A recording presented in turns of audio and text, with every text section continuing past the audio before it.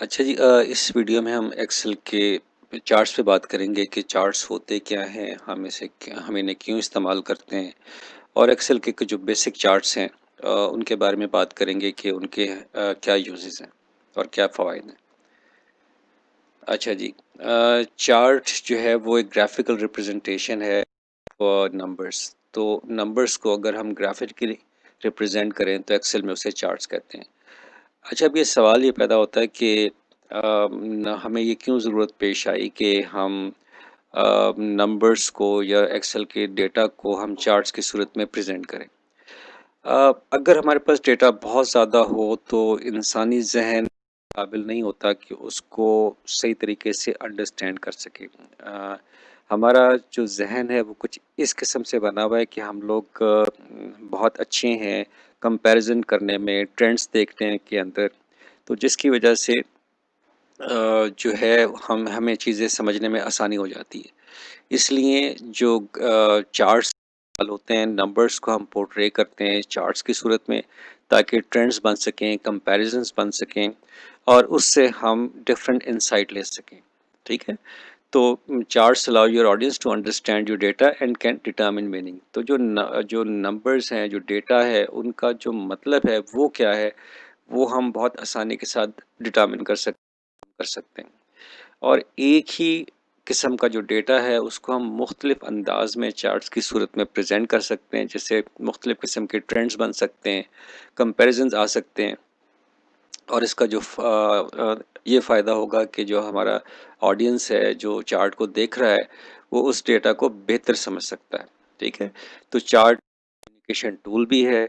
इसकी मदद से हम अ, दूसरों के साथ कम्युनिकेट भी कर सकते हैं, अपनी बात को बेहतर तरीके से प्रेजेंट भी कर सकते हैं। और अ, एक बात और भी है कि जो एक पिक्चर होती है उसका जो इम्पैक्ट होता है वो टेक्स्ट से ज़्यादा होता है।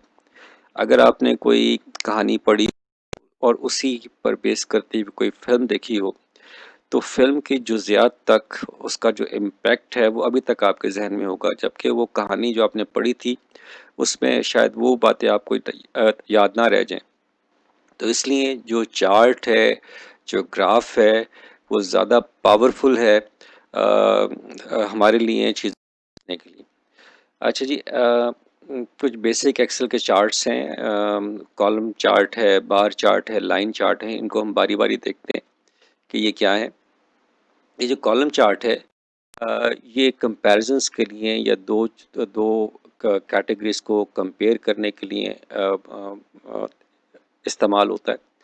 और over the period of time अगर उसमें तब्दीलियाँ आ रही होती हों तो ये बहुत ही ज़बरदस्त चार्ट है। ठीक है? Column chart typically displays the categories along the horizontal axis. जो हमारी कैटेगरीज हैं, जैसे कि इस एग्जांपल के अंदर हमें साल का कंपैरिजन के 2018 से लेकर 2021 तक जो रीजनल सेल्स हैं वो क्या हैं, और उनका जो कंपैरिजन है वो बहुत आसानी के साथ हमें समझ आ सकता है कि क्या सूरत हाल है। इसी तरीके से अगर मैं इसी चार्ट को इसी डेटा को एक और चार्ट पे रिप्रेजेंट करूं जो बार चार्ट है, तो बार में फ़र्क सिर्फ इतना है कॉलम चार्ट और बार चार्ट के अंदर कि जो आपकी कैटेगरीज हैं वो ओवर द वाई एक्सिस चली जाती हैं, और जो आपकी वैल्यूज़ हैं वो आपकी अलोंग द एक्सिस एक्सिस आ जाती हैं। तो बाकी सारी रिप्रेजेंटेशन वैसी की वैसी है, राइट? तो कभी कभार अगर हमारे पास कैटेगरीज तो फिर हमारे लिए जो बार चार्ट्स से डेटा रिप्रेजेंट करना ज़्यादा आसान हो, और अगर हमारे पास कैटेगरीज कम हो तो जो हमारा कॉलम चार्ट है उसको हम अ, इस्तेमाल करें तो बेहतर है। फिर एक चार्ट है लाइन चार्ट। लाइन चार्ट क्या करता है? लाइन चार्ट जो हमारा कॉन्टिन्यूस डेटा है over the period of time display करने में, उसको रिप्रेजेंट करने में मदद देता है, और इसकी मदद से हम जो ट्रेंड्स हैं over the period of time data के ऊपर वो हम लोग देख सकते हैं। सेम डेटा जो हम लोगों ने लिया हुआ है, और इसमें ये देख रहे हैं कि जो आपकी रीजनल सेल्स हैं वो क्या थी 2018 के अंदर, और फिर 2000 में थोड़ा सा ग्रोथ की तरफ चला गया। जबकि आरबी की जो रीजनल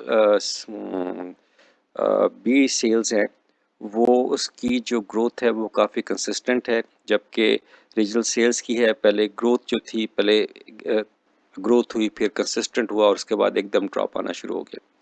तो ये आपको एक बहुत पिक्चर प्रेजेंट कर सकता है और इसकी मदद से हम डेटा को आसानी के साथ समझ सकते हैं। एक और चार्ट है जिसको हम पाई चार्ट कहते हैं और पाई चार्ट की एक लिमिटेशन है कि ये सिर्फ एक कैटेगरी और एक वैल्यूज़ को यानी कि वन डेटा सीरीज़ को ही रिप्रेजेंट कर सकता है। ठीक है, तो ये जो शो करता है कि the sum of the items, ठीक है, तो जो इसका जो ओवरऑल सम होगा उसकी जो परसेंटेज होगी यहाँ पर सेम नज़र आएगी। ठीक है, तो 2018 में या रीजनल सेल्स जो कि एक ही हैं वो यहाँ पर रिप्रेजेंट हो रही हैं। हम इस पाई चार्ट में एक से ज़्यादा कैटेगरीज को या डेटा सीरीज को इस्तेमाल नहीं कर सकते।